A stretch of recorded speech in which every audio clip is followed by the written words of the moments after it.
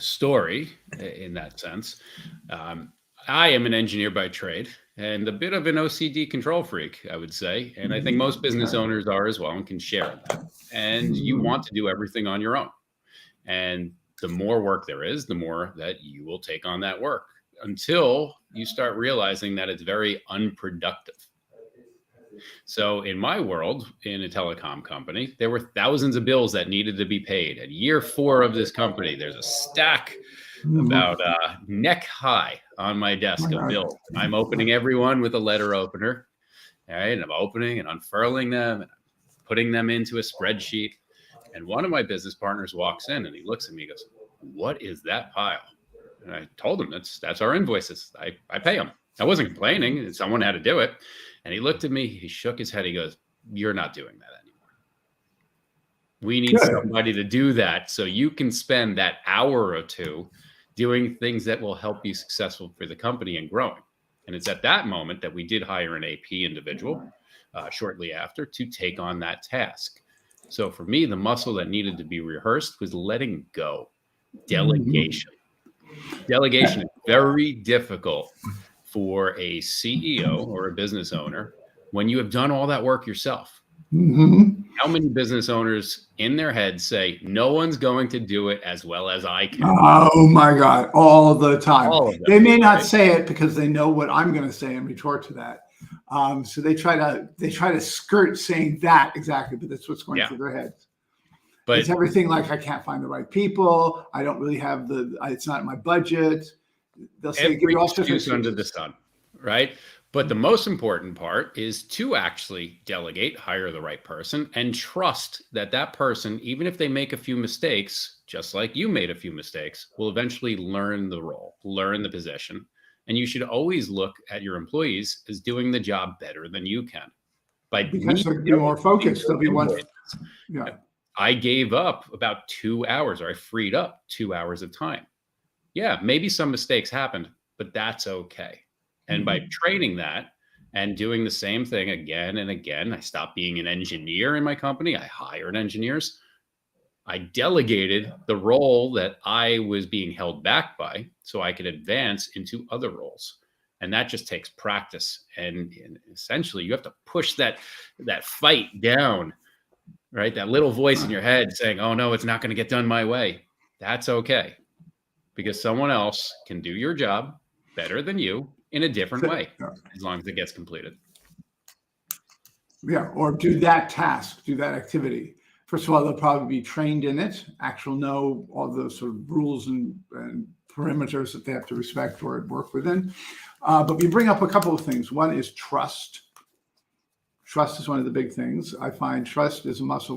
We're going to directly address that either, but I think it's good we brought it up. Often delegation, you have to be able to trust the people that you've hired to do it. They may do it differently than you have. They may have a different method of working. Maybe there's certain periods of productivity in their day that you go, wait a second, why are you waiting till 4 p.m. to do this? I usually did it first thing in the morning. Well, that's why they do it. So you have to be able to do what I consider to be one of the most important muscles, which is accountability, which I spelled wrong on here. Accountability. Spelling is not a muscle. Yeah, right. Telling you, we're going to get to that one too. Accountability.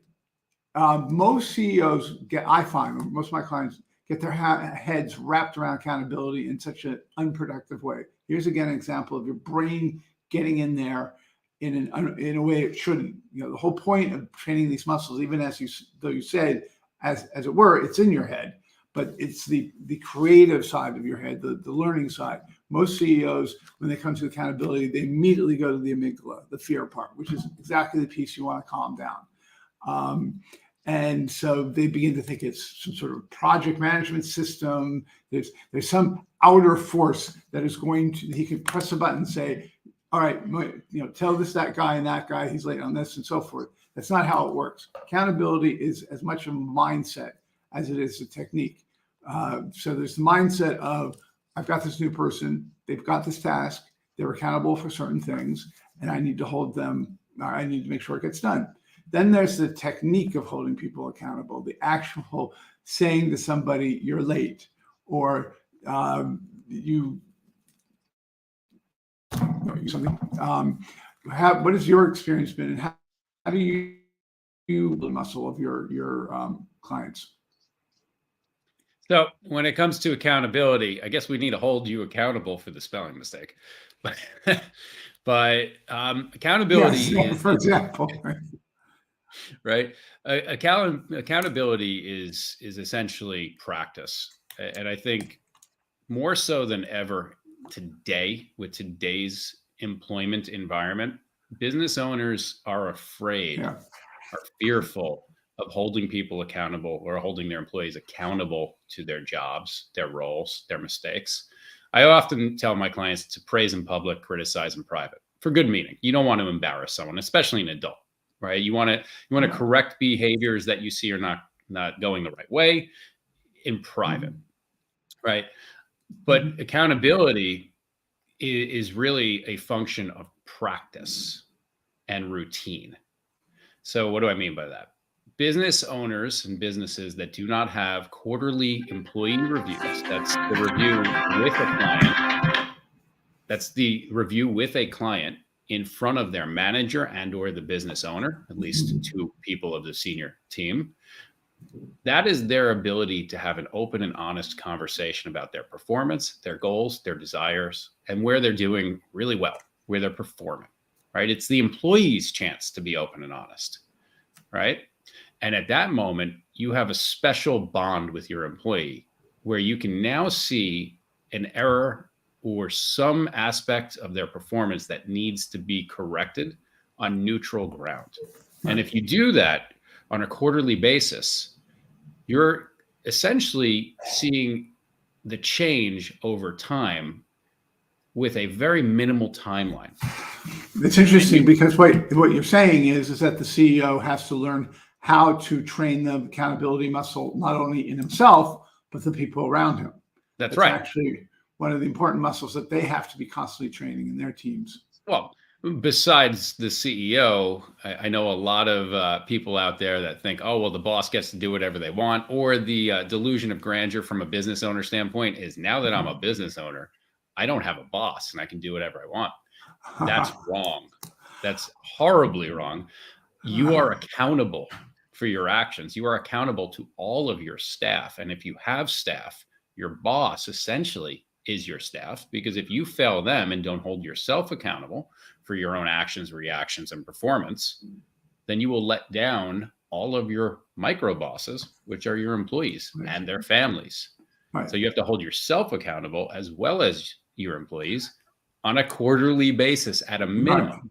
At a minimum, I would say every day. I think this is the culture of accountability that people misunderstand, is that if you as the CEO, business owner, are actively, I mean, it's true of any muscle. If you train the muscle and you're using it every day, or at least in key moments, that the employees get it, that's right there.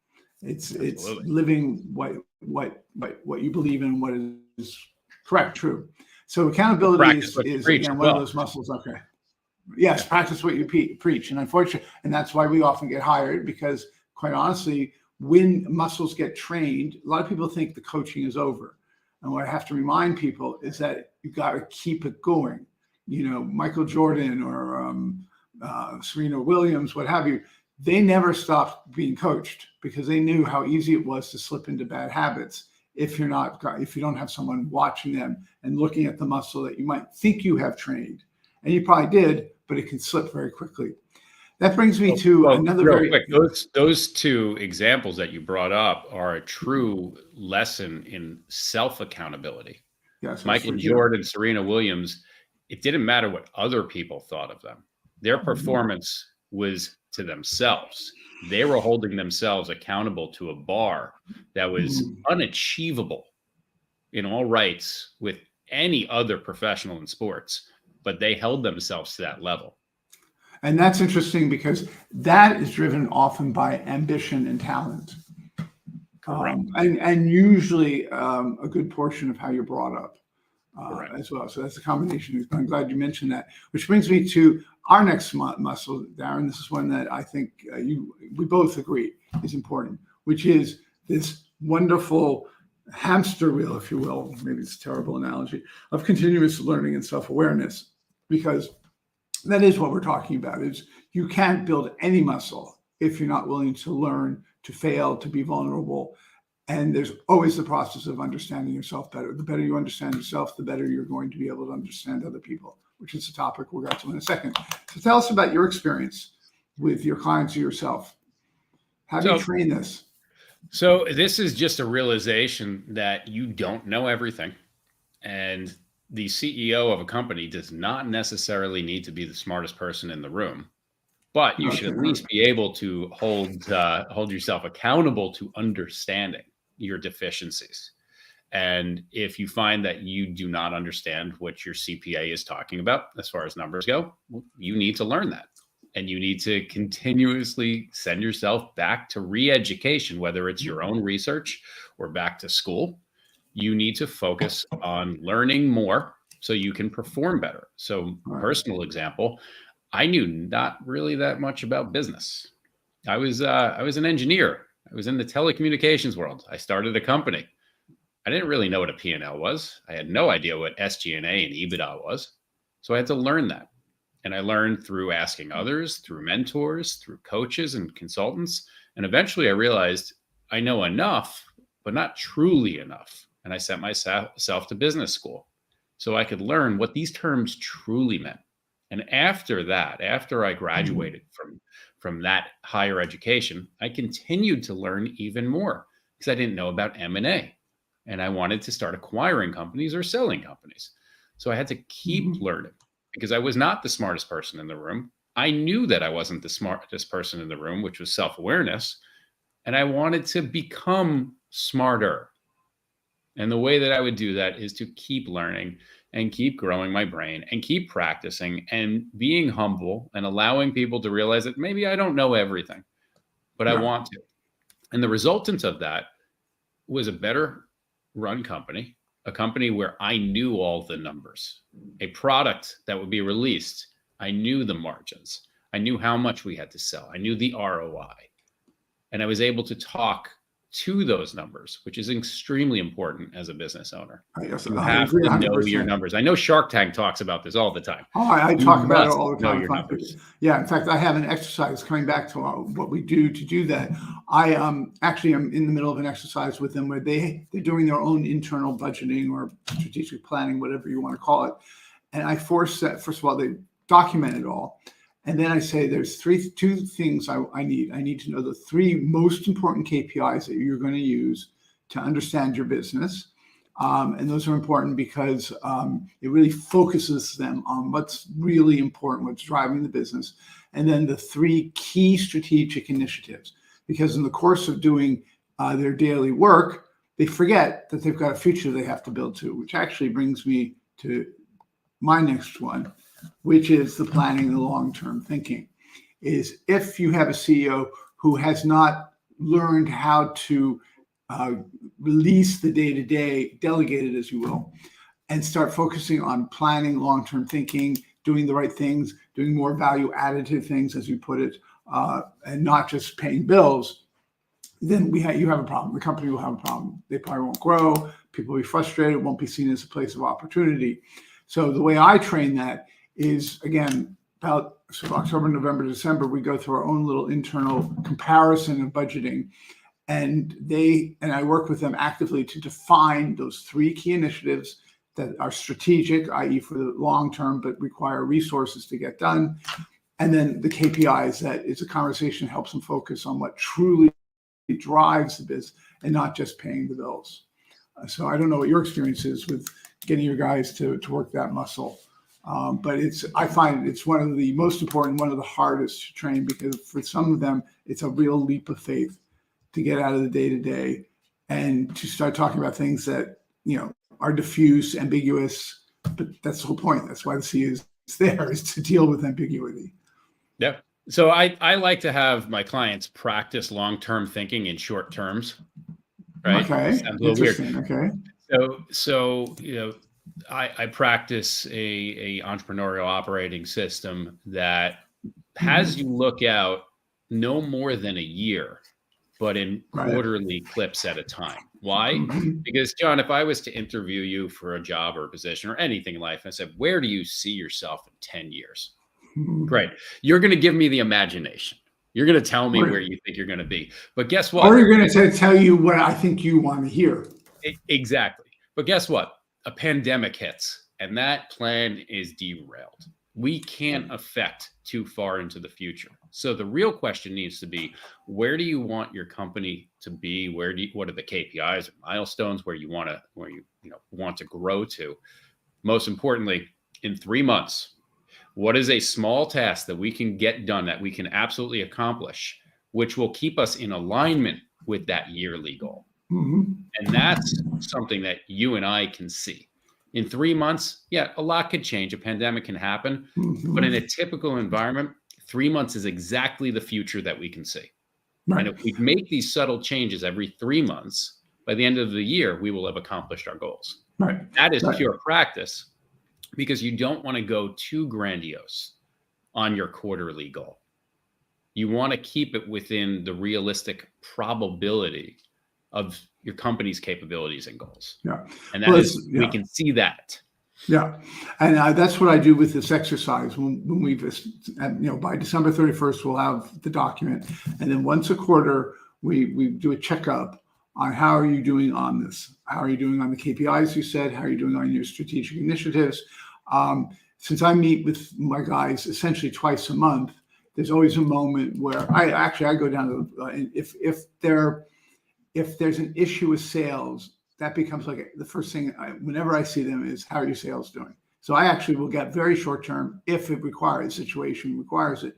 Now, if the company is doing fine, but the founder can't articulate a vision or a mission statement, then you have the other problem, which is it all becomes sort of just rote and not particularly exciting. It can also start missing things because what's the definition of burnout in my book is not knowing why you're doing it.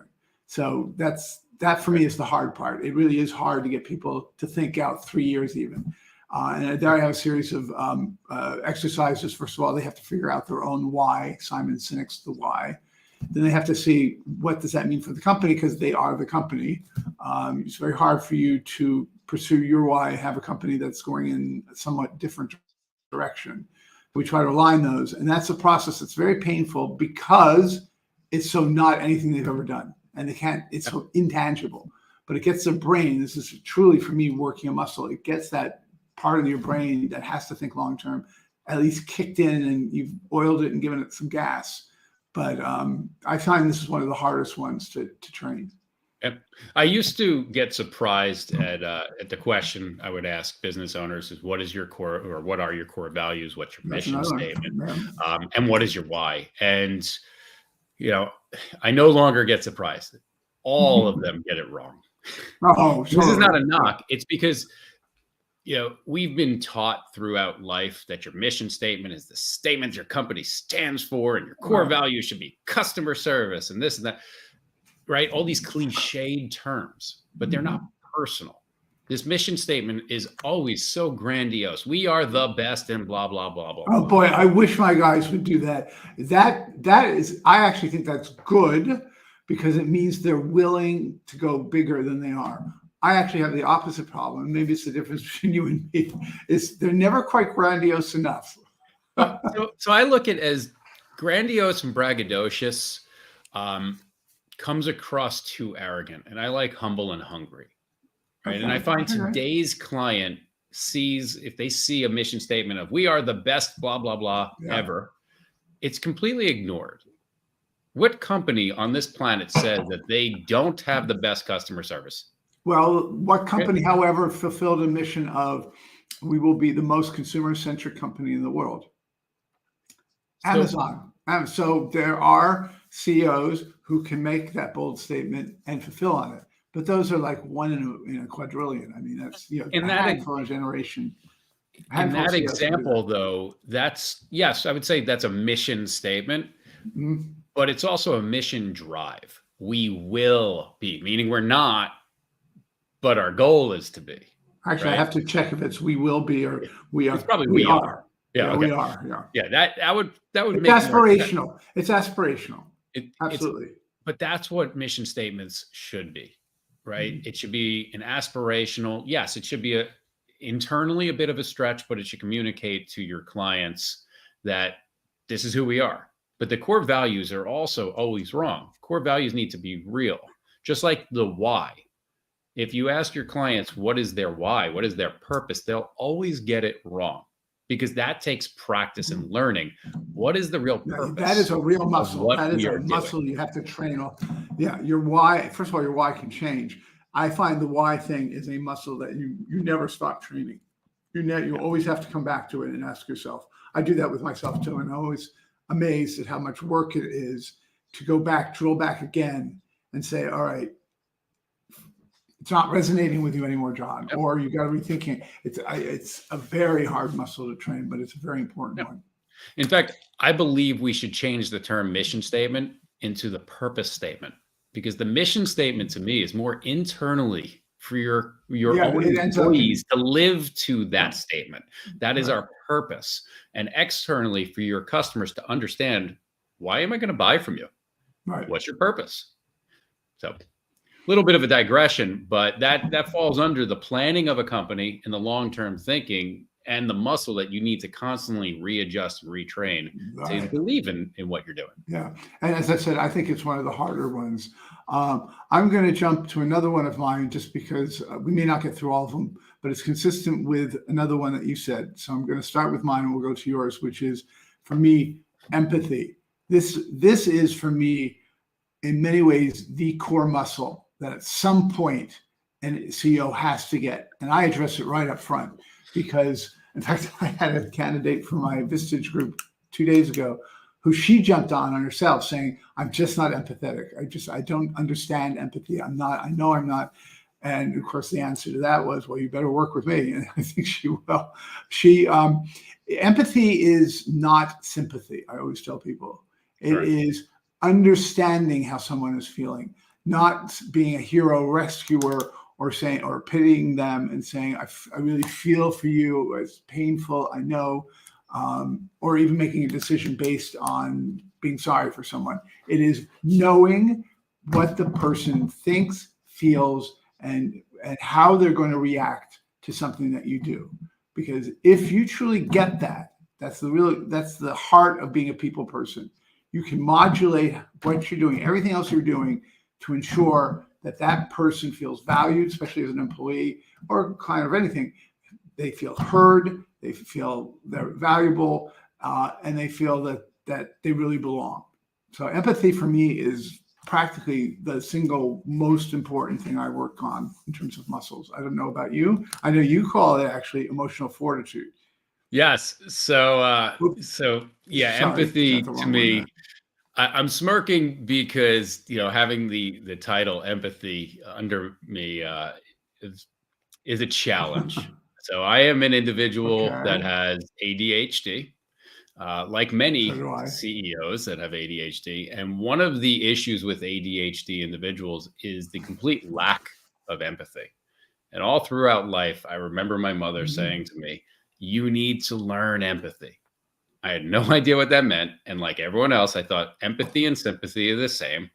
I feel Mhm. bad when someone feels bad, but it's not the same. It's being able to emulate the emotion or feel the emotion that someone else is portraying, Right, because then you right? have to be able to deal with it. Exactly. It's If knowing how to come across. And, I will say out of all of our topics for muscles, empathy is the one that I have to practice the most because I don't have it naturally. In fact, I have to fake it. There are times where if that's the someone goes training. on a It's a form of vacation, training. Yeah.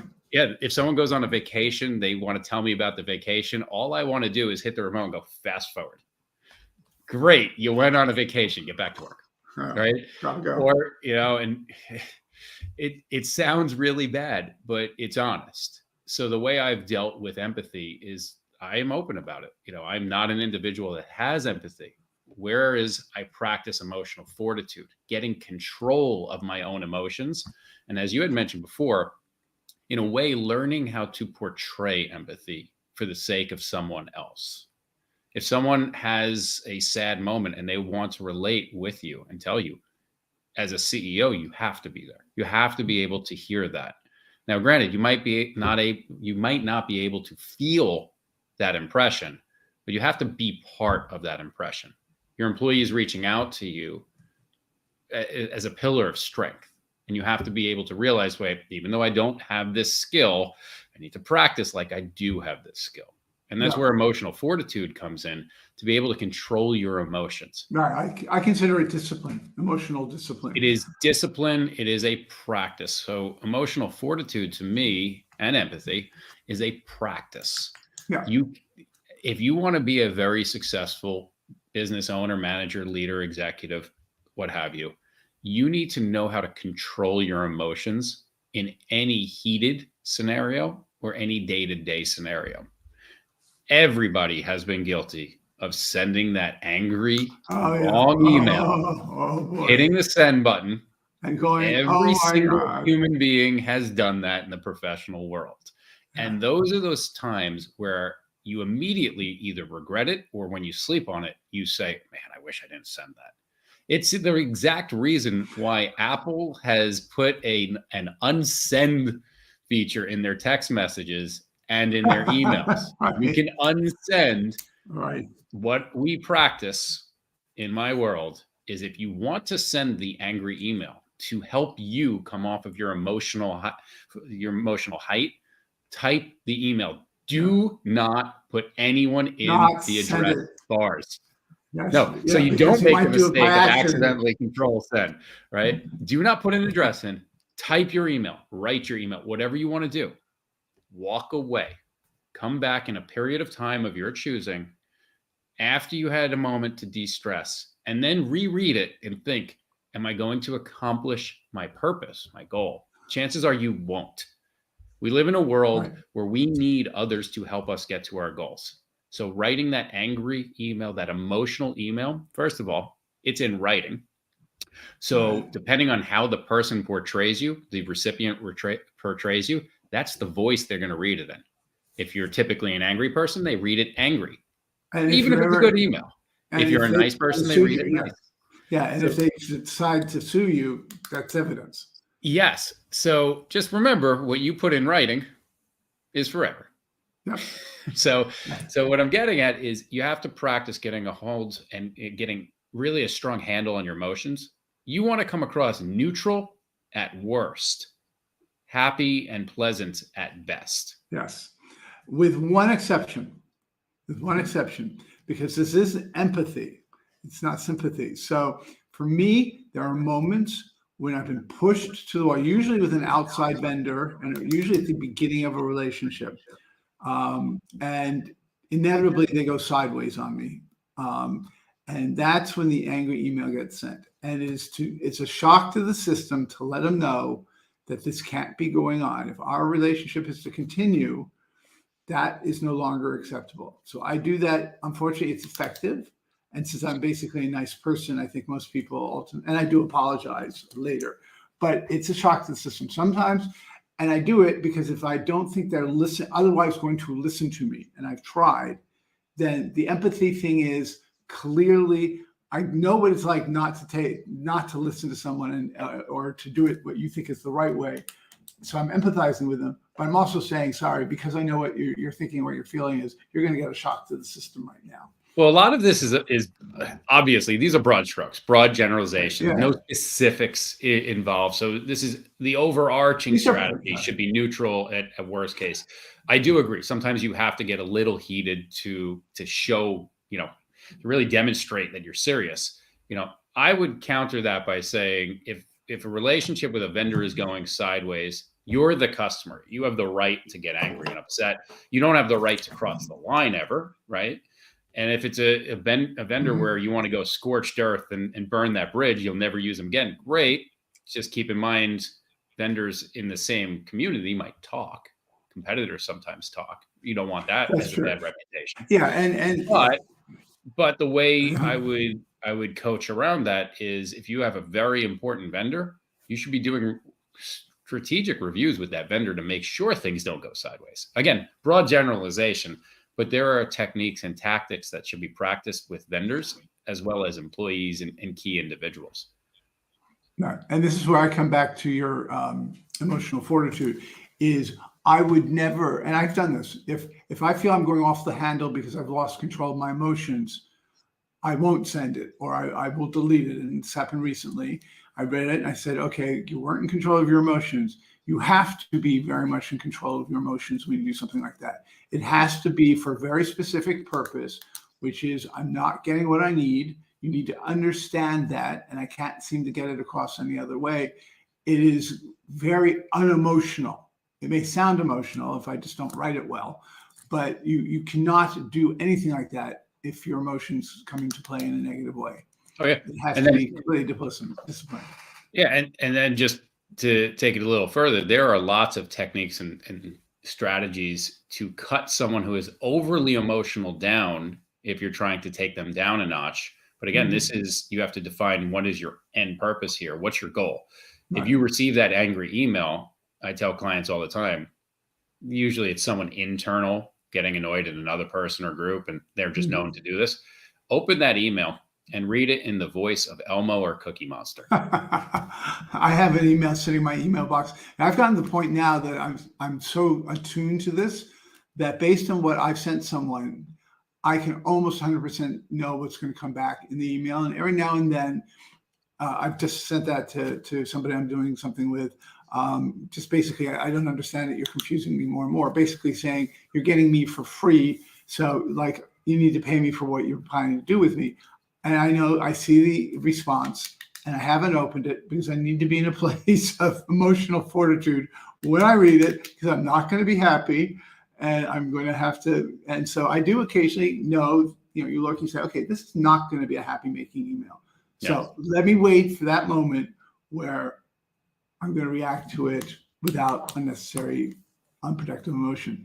That brings me to the last two. Now, this is one of the one of the absolute key techniques for anyone who has understood. It's not about telling. And this is a very hard muscle to train, at least at first. And I tackle it pretty early in the relationship, which is John Maxwell's saying, great CEOs ask great questions. This is a total, and I'm going to say it, mindfuck for a lot of CEOs because they think it makes them look weak. It makes them sound like they really aren't in control of the situation. It's a very subtle form of communication, but it winds its way through everything we're talking about. You don't ask questions, you won't figure out what the long-term goals are or what they should be. If you're not asking questions, you're not going to be able to be empathetic. By the way, it's the best way to show that you're empathetic is to ask good questions of an employee. It's a way to get through some shit where people aren't listening to you and getting the message. You turn it around and you start asking them questions. That actually, there are studies that prove an employee will remember more if they're forced to answer questions than if you just tell them. So I work from the very beginning. In fact, so much of the technique of Vistage is about asking great questions. And you can tell who are good CEOs based on the questions they ask in a group setting, for example. Yeah. So I fully agree. This is, again, as an individual with ADHD, it took me a long time to learn this. And you have to want to listen. That's always been my difficulty is I know I should ask the question, but I don't know if I want to hear the answer. So asking questions is directly correlated to listening. Absolutely. And the ability to listen. And, as I said, it was difficult for me to eventually learn this because I didn't like to listen. I like to talk. Mm-hmm. Right. Because I thought I knew it all. And learning over time, you might not know it all. In fact, some of your employees might know more than you do because we hire employees that can do their job better than we can do their job. And they can see things. They often have more objectivity than we'll ever have. In fact, working in a company is very different than working on a company. What I have found by asking questions is, one, you get some answers that you wouldn't have even thought about. One, two, you actually get better at asking questions by practicing and rehearsing asking questions, which is extremely important. Three, you gain so much more knowledge when you ask questions. And you also catch mistakes or possible right turns when we should have made a left and vice versa. Mm-hmm. And also, as you had mentioned, your employees or clients, vendors, end up learning more by having to answer the question, because they will catch themselves. They will be a little bit on edge and heightened. And then they, in turn, will learn to ask their own questions. So it's a snowball effect. If everyone starts asking more questions, eventually you heighten and elevate the organization as a whole. Yeah, and that's when the CEO becomes the coach.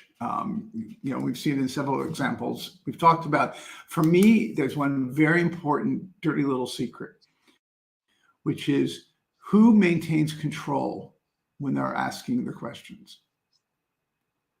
The person asking the questions. That's right. Because they can steer the conversation. You're controlling the flow of the conversation. It's the person who has to answer the questions who suddenly is not in control anymore. It's like interrogating a criminal or something. The police keep the control when they're doing the interrogation.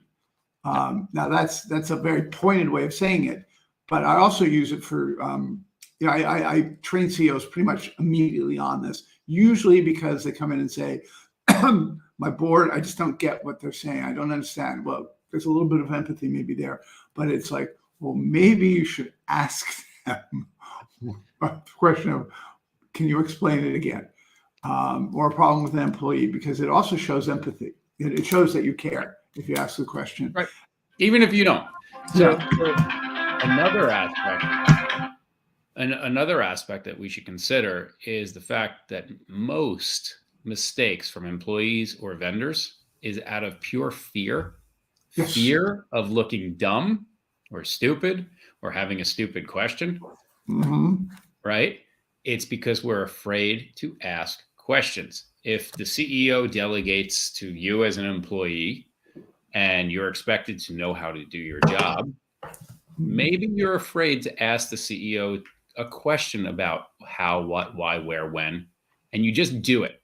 So you miss the expectation, right? Perfect example, George Costanza, when he was told to go downtown, the entire episode, he wasn't paying attention and didn't know what he was supposed to do downtown. Now, had he just asked the question or said, I'm sorry, can you re-explain what you would like me to do, other than hearing go downtown like it's in the song, he would have had the knowledge of what his boss wanted him to do to meet the expectation. Right. Ended up in failure because he didn't have the information, because he didn't ask the right questions as the employee. Exactly. No, it's, for me, this is the most important thing. It's information gathering. It's showing you care. It's making sure you have the full story. It's unending.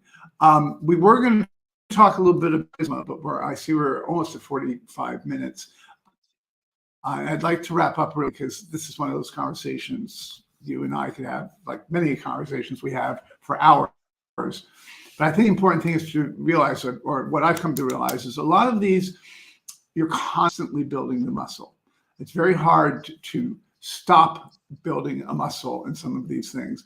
I think there are times when you get so good at it, you should not worry about it so much. And I think that's what we were talking about, sort of giving your brain a break, which is, you can overwork a muscle.